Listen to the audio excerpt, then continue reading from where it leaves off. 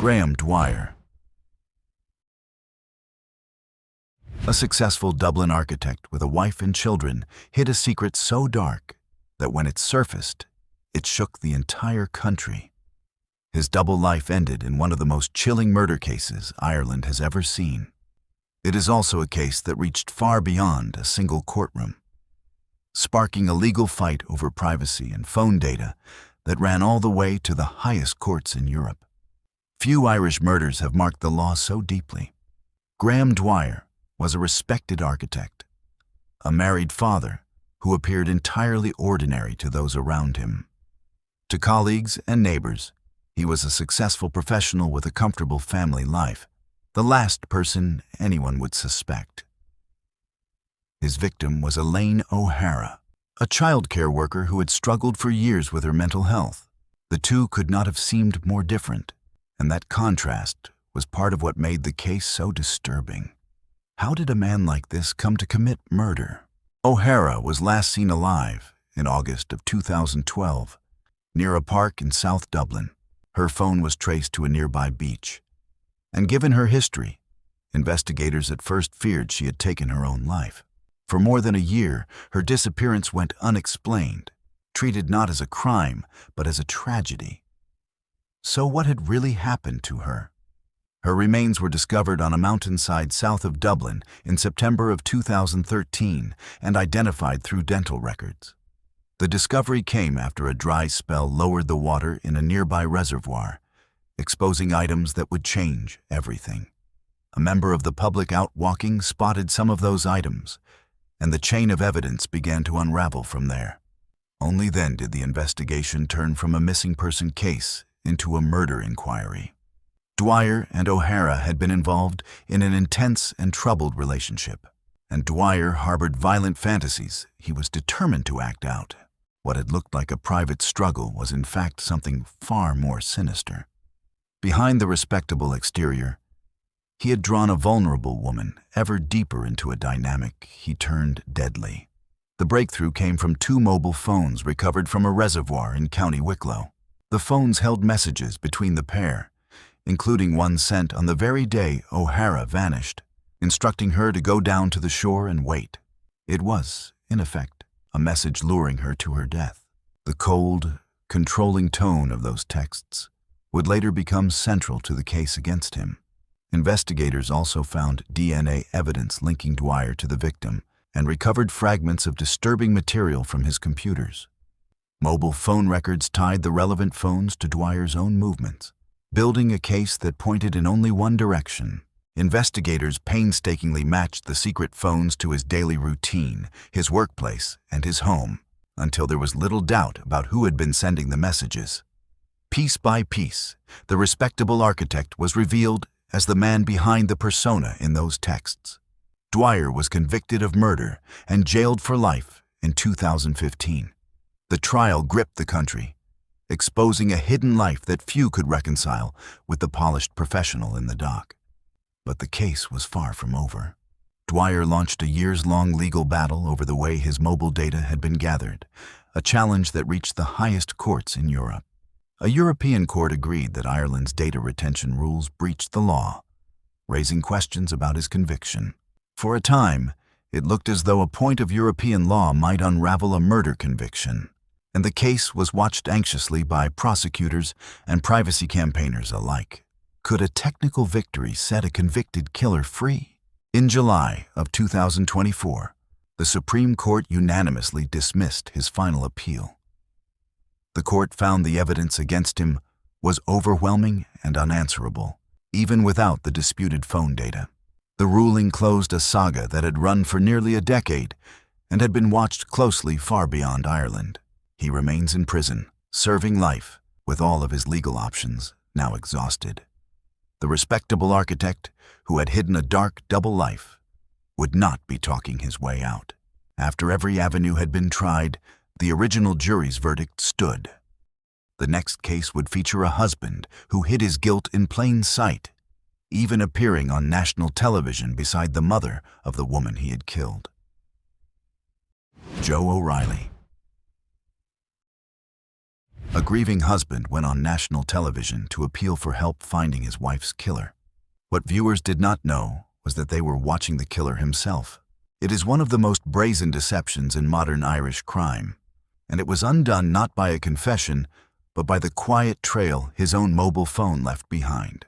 Joe O'Reilly was an advertising executive, married to Rachel O'Reilly, a mother of 2 young boys. On the surface, they were a young family like any other, building a life together in a quiet area north of the city. To friends and neighbors, nothing at all seemed amiss in the O'Reilly family household. In October of 2004, Rachel was beaten to death in the bedroom of the family home north of Dublin. The scene was staged to look like a burglary gone wrong, and it was Rachel's own mother who discovered her body. It is hard to imagine a more devastating discovery for a parent to make. Drawers had been pulled out and items disturbed, all arranged to suggest an intruder had struck while the family was away. Who would do this, and then stage such a cruel deception? O'Reilly claimed he had been at work that morning, inspecting advertising sites with a colleague. His alibi seemed solid, and for a time, he played the part of the heartbroken widower.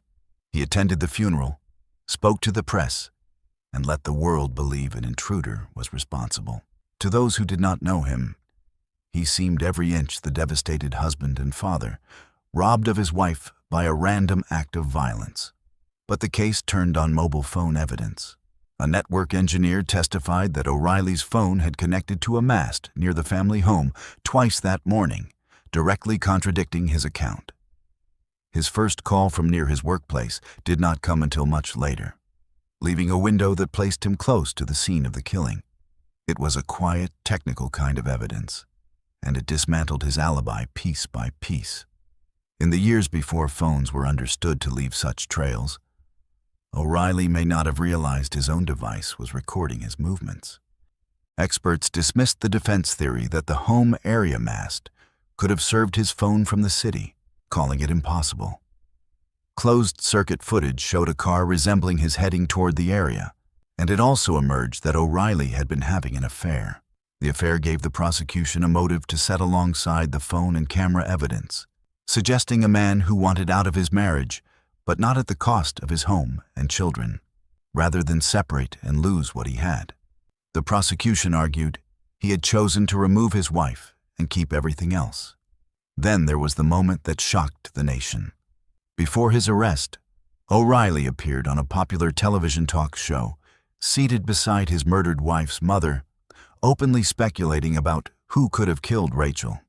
It was a performance later described as the act of a man with no moral compass. Sitting in front of a national audience, he played the grieving husband, while the woman beside him had no idea she was sharing a sofa with her daughter's killer. For viewers who later learned the truth, the footage became almost unbearable to watch. In July of 2007, a jury unanimously convicted him of murder, and he received a mandatory life sentence. The verdict came after a trial that had transfixed the public, with the phone evidence at its center. Has he ever shown remorse? He has never admitted guilt, lost 2 appeals against his conviction, and has been refused parole repeatedly. Even with the weight of evidence against him, he has maintained his innocence for nearly 2 decades. Each parole hearing forces the family to relive the loss, knowing the man responsible still denies what he did. Rachel's mother has said plainly that the sentence served so far is not enough. He remains in the Midlands prison, where the family must face his parole bids again and again. Nearly 2 decades on, the cruelty of that television appearance has not been forgotten, and for Rachel's family, the fight is far from over. Every parole bid reopens a wound for them that has never fully healed. The next case would turn from a husband to a wife, accused of arranging her own husband's death and staging it as a robbery. Catherine Nevin. She became known across Ireland as the Black Widow, a publican's wife accused of plotting her husband's murder. Her trial would become one of the longest in the history of the state. At its heart was a simple, dark question. Had a robbery turned deadly? Or had a wife arranged her husband's death and dressed it up as a crime that never happened? Catherine Nevin and her husband Tom ran a well-known inn in County Wicklow. Tom Nevin was a popular publican, remembered by many as a gentle giant.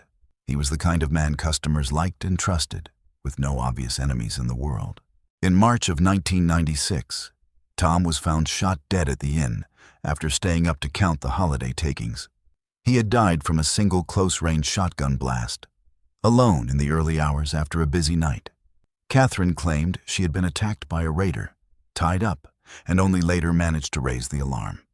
According to her account, an intruder had pressed her face into a pillow before she eventually freed herself and triggered the alarm. By the time help arrived, Tom was already dead, and the supposed raider long gone. Thousands of pounds had been taken, and the couple's car was later found abandoned in Dublin. It looked like a robbery that had turned deadly, but was it? Investigators came to believe the scene had been staged. The way Catherine had supposedly been restrained and the convenient timing of it all did not sit right with detectives. Small inconsistencies in her story and in the supposed robbery slowly pointed the inquiry back toward the woman who had reported it. 3 separate witnesses testified that Catherine had previously tried to hire them to kill her husband. These were not vague rumors, but specific accounts of a woman shopping around for a killer. That 3 different people told broadly the same story, independently of one another, made their evidence all the more powerful in court. Prosecutors argued she had organized a contract killing disguised as a botched robbery in order to take full control of the business. In their telling, the staged raid was a smokescreen, designed to point investigators toward a phantom intruder, while the real motive was money and control. With Tom now gone, Catherine stood to take sole ownership of the thriving business they had built together. The man suspected of being the gunman was never charged and has since died. The person who pulled the trigger, in other words, was never brought to justice.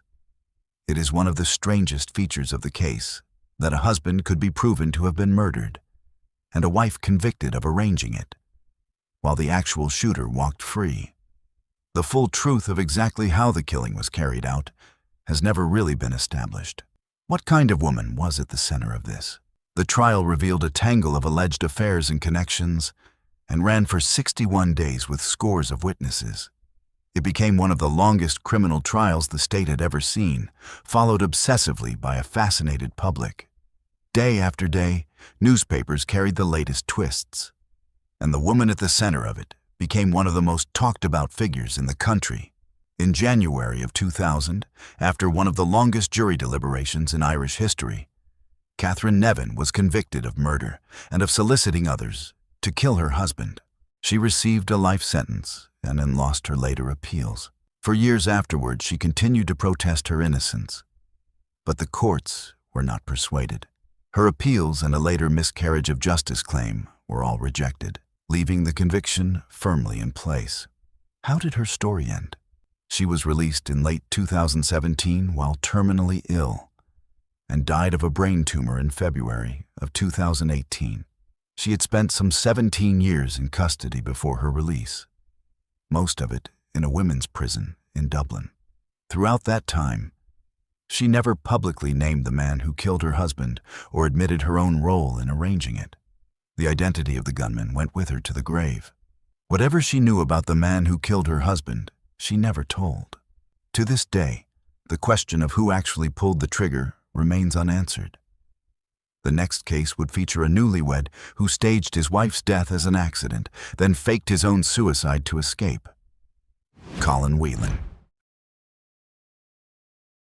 A young husband called for help, saying his wife had fallen down the stairs. The truth was that he had killed her, and his attempt to escape justice would take him across Europe. What sets this case apart is how carefully it was planned, and how far Whelan was willing to go, even faking his own death, to avoid facing what he had done. Colin Whelan, a computer analyst, had been married to Mary Goff for only about 6 months. Mary was a solicitor's secretary from County Meath. They were newlyweds, still at the very start of married life, which made what followed all the more shocking. In early 2001, Whelan strangled her at their home and then staged it to look like a fall down the stairs. He called for help, claiming his wife was bleeding badly after a fall. To the emergency services, he sounded like a frantic husband whose wife had suffered a terrible accident at home. It was a performance designed to send everyone looking in the wrong direction. By framing the death as a tragic accident, he hoped to walk away as a widower rather than a suspect. How did the truth come out? Hospital staff noticed that Mary was unusually cold and bore marks inconsistent with a simple fall, and Whelan himself had fresh scratches. To trained eyes, the marks on Mary's neck and the scratches on her husband did not match the story he was telling. What he had presented as a simple domestic accident was, on closer examination, beginning to look like something far more sinister and carefully concealed. The state pathologist confirmed she had been strangled with a ligature. It was a finding that flatly ruled out any idea at all of an accidental fall down the stairs. The injuries told a very different story from the accident Whelan had described. What had he been hiding? Then a chilling pattern emerged. Whelan had recently doubled the couple's life insurance and had made dozens of internet searches on strangulation and how long it takes to die that way. He had even studied a foreign murder case to learn how to avoid leaving marks. This was not a moment of madness, but something he had researched and prepared. The financial motive and the methodical research together painted a portrait of a man who had planned his wife's death in cold detail. Far from a grieving widower, he emerged as someone who had weighed the cost of his marriage against a large insurance payout. The very thoroughness of his planning, captured in his own search history, became some of the most damning evidence against him. But before his trial, Whelan vanished. He abandoned his car and clothes at cliffs north of Dublin, faking his own suicide, then fled abroad under a false name. The staged scene was meant to convince everyone he had taken his own life out of grief, drawing a line under the case for good. Instead, he had quietly slipped out of the country to start again. He worked as a barman in Mallorca until an Irish tourist recognized him and he was extradited. For a while, he had built a whole new identity abroad, hiding in plain sight in a holiday resort, until a chance encounter with someone from home brought it all crashing down. The very anonymity he had counted on abroad failed him in a single, unlucky moment. In 2005, Whelan pleaded guilty and received a mandatory life sentence. The judge called it the most calculated and callous killing he had ever encountered. Coming from a judge who had seen many terrible cases, those words carried real weight. They captured the cold, premeditated nature of a killing carefully dressed up as a household accident. Where is he now? After more than 2 decades behind bars, Whelan has been moved to an open, low-security prison. Such a transfer usually signals that an inmate is being prepared for eventual release. The man who once faked his own death to avoid justice may, in time, walk free. For Mary Gough's family, the prospect is a fresh and painful reminder of all that was taken from them. A young woman's life was cut short only months into her marriage, and the man responsible may one day return to ordinary life. The next case would be the darkest yet, a killing so grotesque that the judge called it the worst he had seen in his entire career. Charlotte and Linda Mulhall. 2 sisters became infamous across Ireland under a nickname the press gave them, the Scissor Sisters. The killing they carried out was so brutal that a judge called it the most grotesque he had seen in his career. Yet the story behind it is more complicated than the headline suggested, rooted in years of fear and abuse within a single troubled family. What looks at first like senseless brutality has, on closer inspection, a darker and sadder background.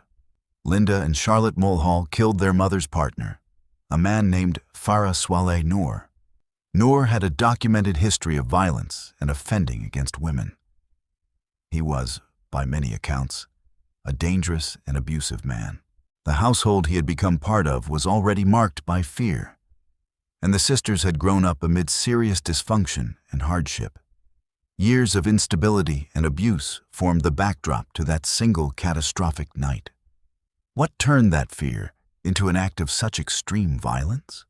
In March of 2005, after heavy drinking at a Dublin flat, Noor made an advance on one of the sisters, and the two women attacked and killed him.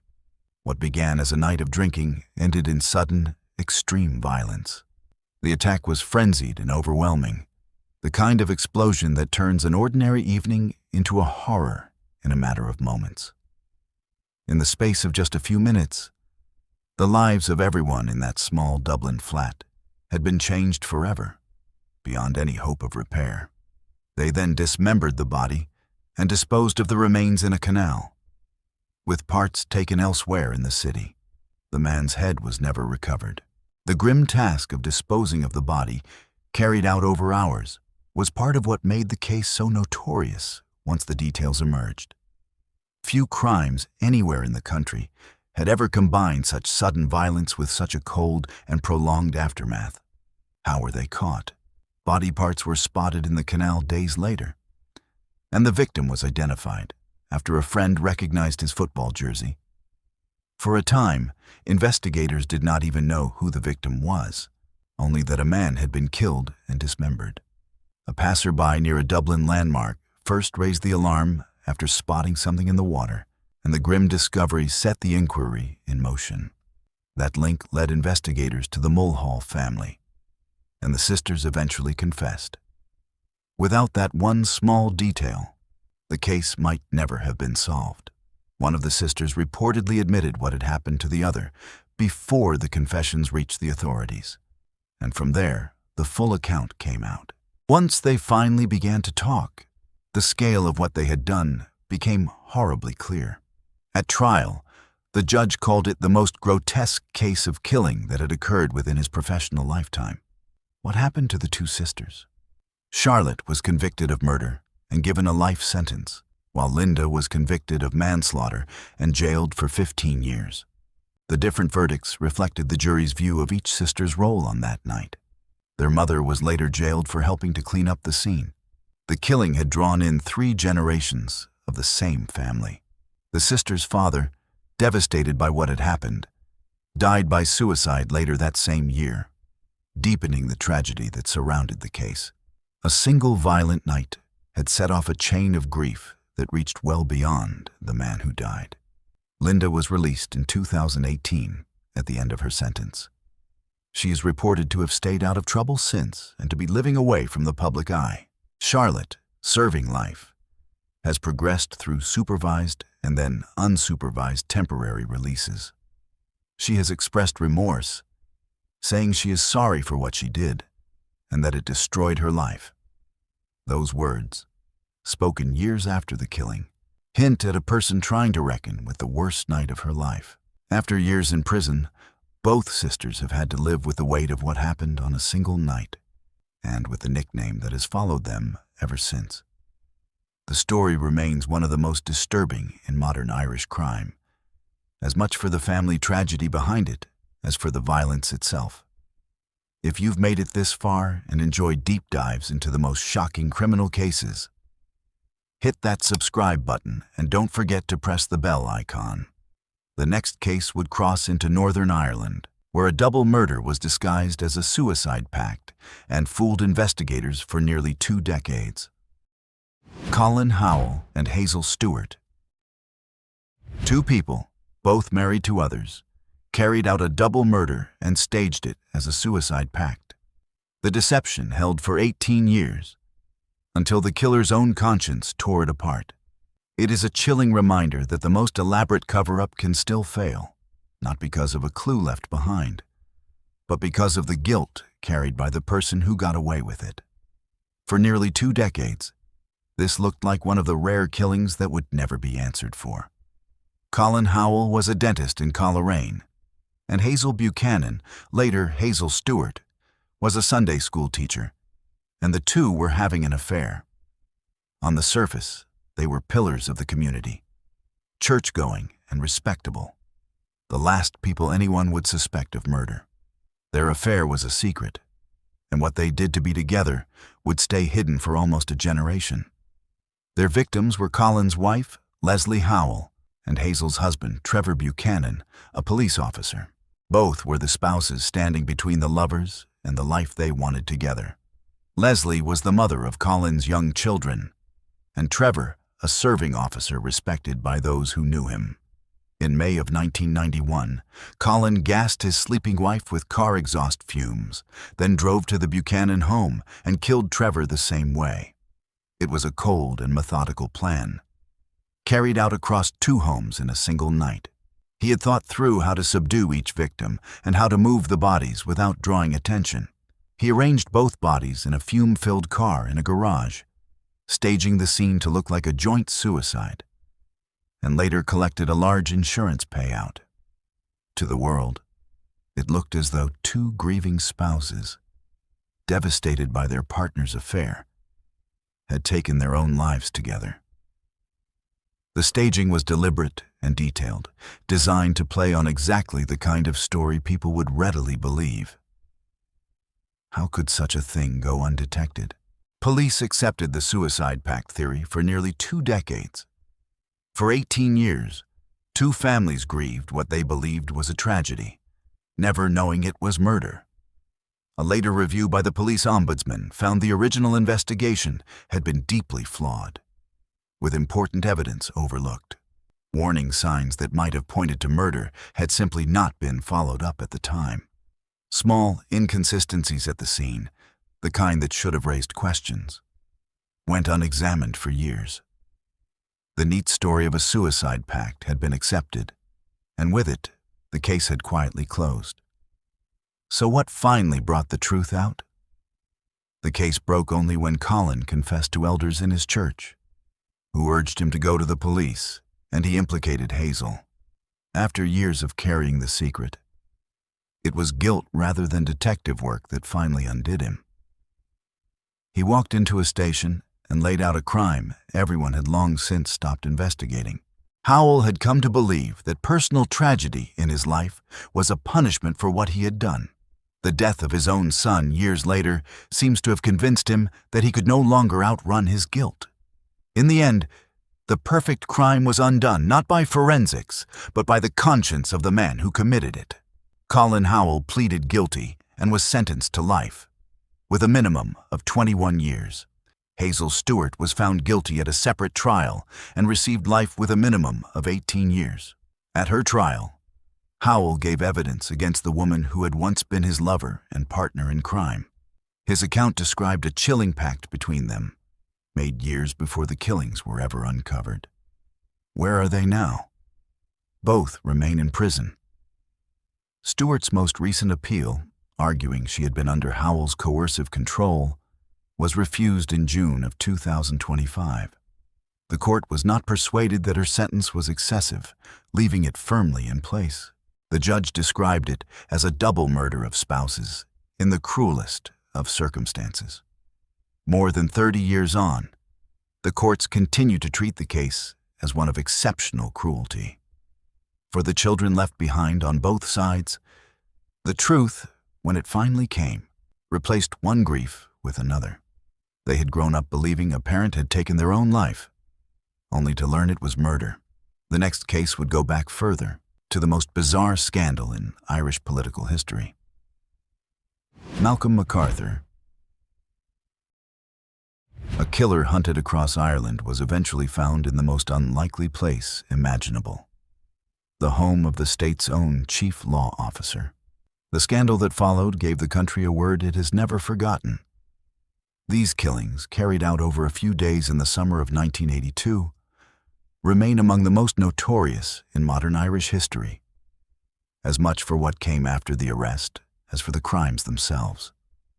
Malcolm MacArthur was an aristocratic Dubliner living off a dwindling inheritance.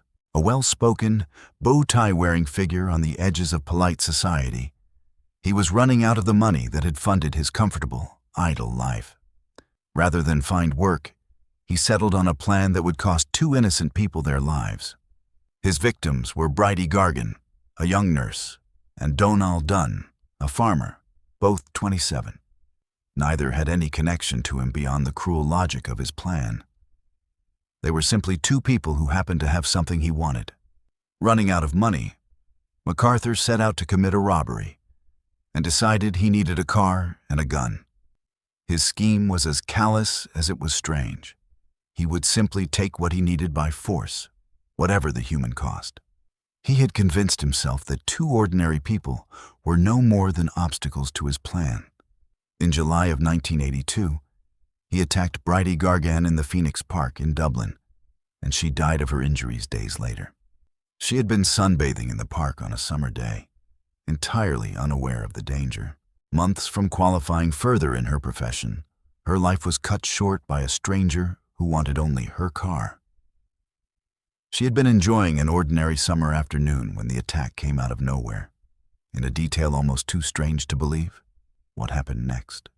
Seeing a hospital sticker on her car, an ambulance crew escorted the vehicle through the city, not realizing the man at the wheel was her attacker.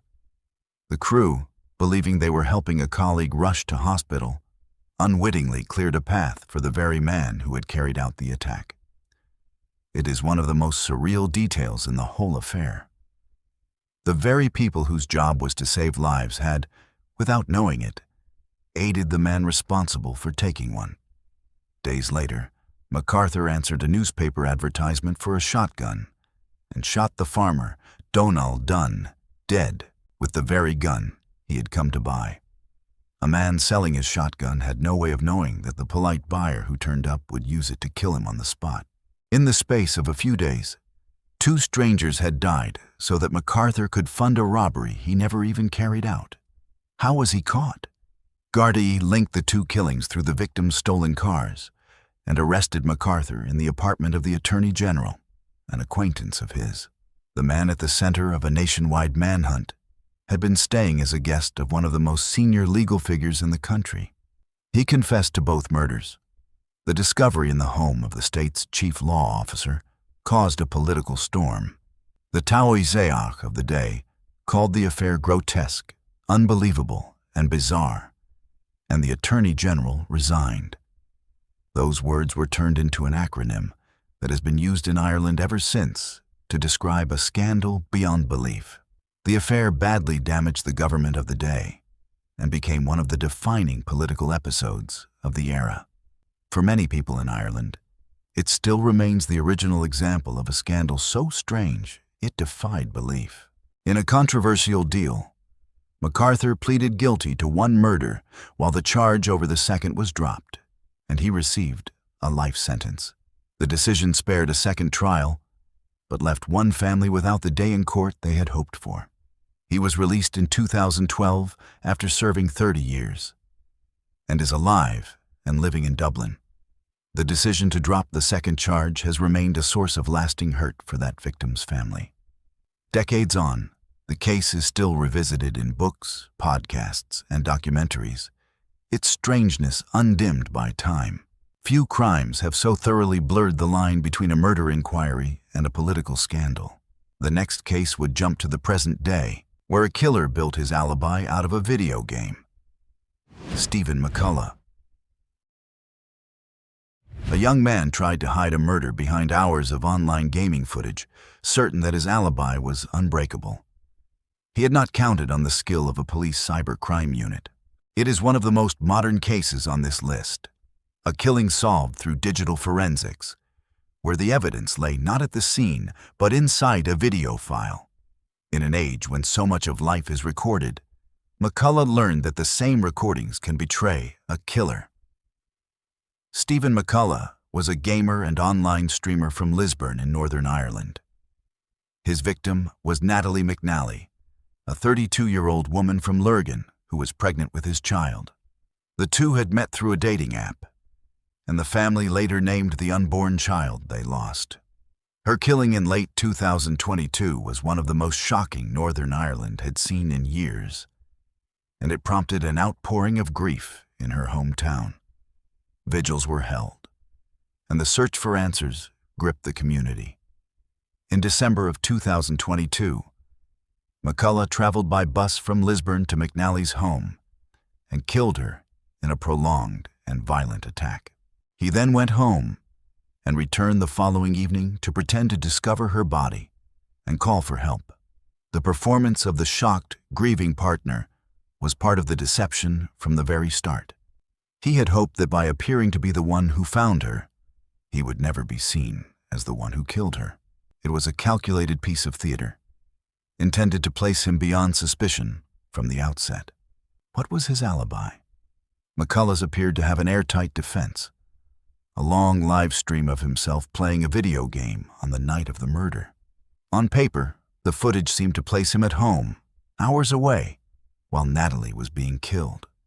To anyone watching, it was the perfect record of an innocent evening spent gaming. It was meant to be unbreakable, the one thing that could place him far from the crime. But the police cybercrime unit proved the stream had actually been recorded days earlier and broadcast as if it were live. The very alibi he had so carefully constructed became powerful evidence of how premeditated the crime had been. By proving the timestamp was a lie, investigators turned his shield into a weapon against him. Closed-circuit footage captured his bus and taxi journeys to and from Lurgan, and he had tried to cast suspicion on someone else. Cameras tracked his movements step by step, mapping out a journey he had insisted he never made. His attempt to point investigators toward an innocent person only added to the calculated cruelty of the crime. Every layer of the deception, from the fake stream to the false trail, spoke of careful planning rather than panic. There was a chilling detail in that recorded game session. He had selected an optional mission whose title referred to killing a wife and staging it as an accident, which the prosecution argued was a taunt. To prosecutors, it was evidence of a mind that had been rehearsing the crime, hiding its intentions in plain sight within a game. The detail was as disturbing as anything in the case, suggesting a killer who treated a real woman's life as part of a fantasy. It gave the jury a glimpse into the mind behind the crime. McCullough was convicted by a unanimous jury and, in June of 2026, sentenced to life with a minimum of 31 years. The verdict came after a trial lasting several weeks at Belfast Crown Court, where the digital evidence was laid out in detail. As a Northern Ireland case, it was heard before the courts in Belfast rather than in the Republic. The 31-year minimum term reflected the gravity of a killing the judge regarded as cold and calculated. The judge told him he had committed a brutal and senseless murder, planned in remorseless detail. The court noted that he had been fully aware Natalie was pregnant and that the child she was carrying would not survive the attack. For her family, the loss was twofold: a daughter and the grandchild they had been waiting to meet. Few cases in recent memory have combined such modern technology with such an old and devastating kind of grief. The next case would be the darkest yet: a rare Irish serial killer responsible for 4 deaths in just 5 months. Mark Nash. He is one of the very few serial killers in Irish history, responsible for 4 murders in the space of 5 months. His case also exposed a terrible miscarriage of justice that saw an innocent man wrongly accused. It is a story with 2 victims too often forgotten: the women of Grange Gorman, and a third tragedy in the wrongful accusation that followed, all tangled together in one of the country's most troubling investigations. At its heart is a killer who very nearly let an innocent man take the blame. Mark Nash, originally from England and living in Dublin, killed 4 people in 1997. In a country where serial killers are mercifully rare, he stands out as a man who took 4 lives in just 5 months. His first victims were Sylvia Shields and Mary Callanan, 2 women living in sheltered accommodation in the Grange Gorman area of Dublin. Both were vulnerable women under psychiatric care, living quietly in the city. They were exactly the kind of victims whose deaths can be overlooked, which makes the search for justice in their case all the more important. That their killer was found at all speaks to the few who would not let the case quietly rest. In March of that year, both women were killed in an attack so violent it shocked even experienced investigators. The level of brutality was described by the courts as something never before encountered in an Irish murder investigation. Two women who had asked nothing of the world but a safe place to live had been killed in their own home. Then came the part of the story that went badly wrong. A homeless man named Dean Lyons gave a false confession to the Grange Gorman murders and was charged. Lyons, who struggled with addiction, had confessed to a crime he did not commit, and an innocent man stood accused of a double murder. How a false confession came to be taken would later be the subject of an official investigation.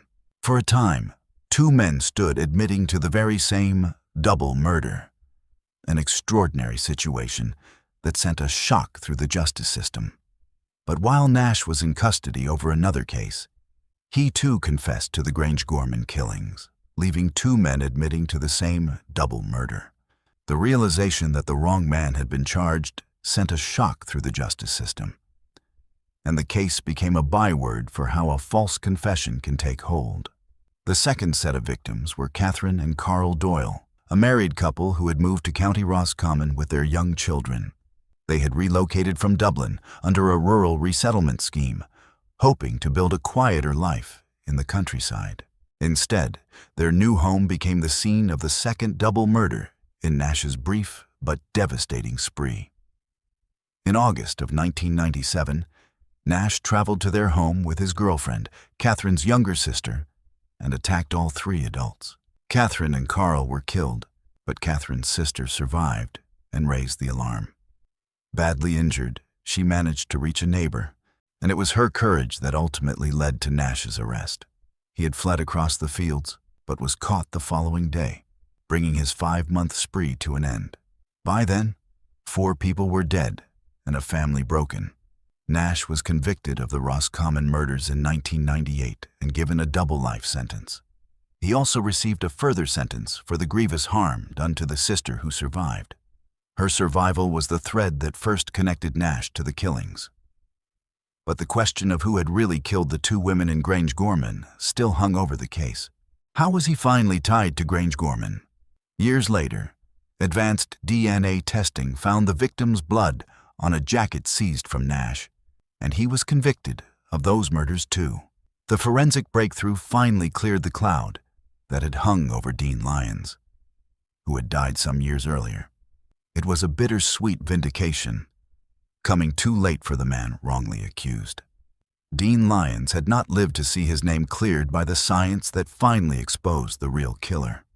His appeal was dismissed, and he is serving 4 life sentences in the Midlands prison. He is expected to spend the rest of his life behind bars. The next case would close the list with a killing solved by science in one of the first Irish murders ever cracked by DNA. David Lawler. A woman walking home from her office Christmas party was followed and killed by a man she had never met. The case would be solved by a new kind of evidence and by the killer's own overconfidence.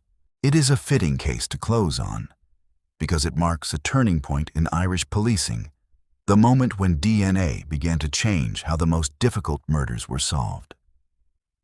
David Lawler was a married telephone technician with no criminal record.